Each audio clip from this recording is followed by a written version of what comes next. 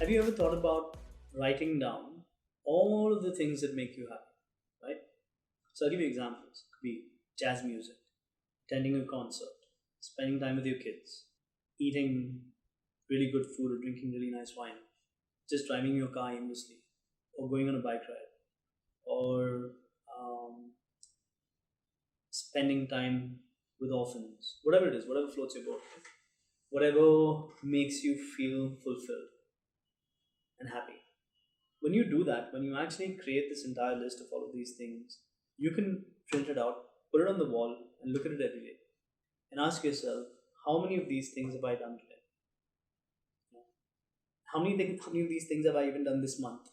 And you might find that there's very few things on that list that you actually do on a daily or monthly basis. And it's not hard to identify that, right? It's not hard to identify what really makes you happy.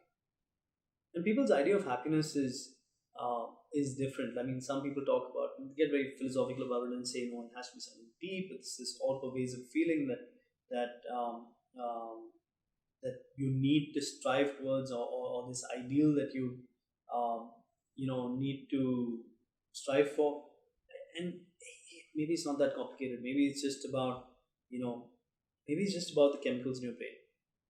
So if you could have that sense of bliss or happiness or ecstasy or euphoria or whatever degree of happiness you want to achieve, and you can do it frequently enough, then maybe you'll be a happier person.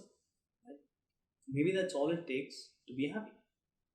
And those are things that you can control a lot of the time. You can decide that you're going to spend more time with your kids. You can decide to listen to some jazz music. You can decide to go on a long drive by yourself, listening to some nice music or whatever it is. Right? You can do these things. You can actually do these things.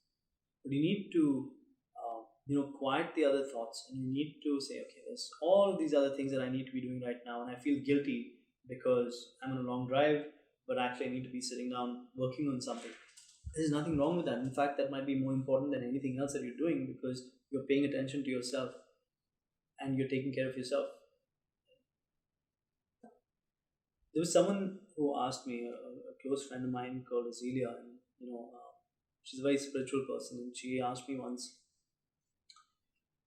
said, "Do you truly love yourself?" And I said, "Yes, I think I do." And then she said, "If you truly love yourself, why do you put yourself through all of this stress every single day?" And that hit me like a pile drive, right? I was like, "Wow!"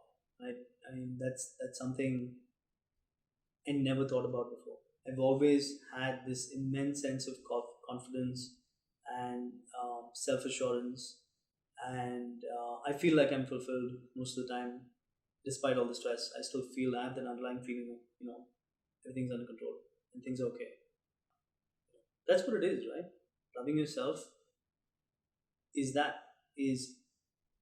having fun, enjoying yourself, being around people that love you and whose company you enjoy, or doing things, even silly things that make you happy.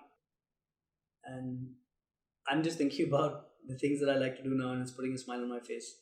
Um, and I'm gonna try and do at least two or three of those things today.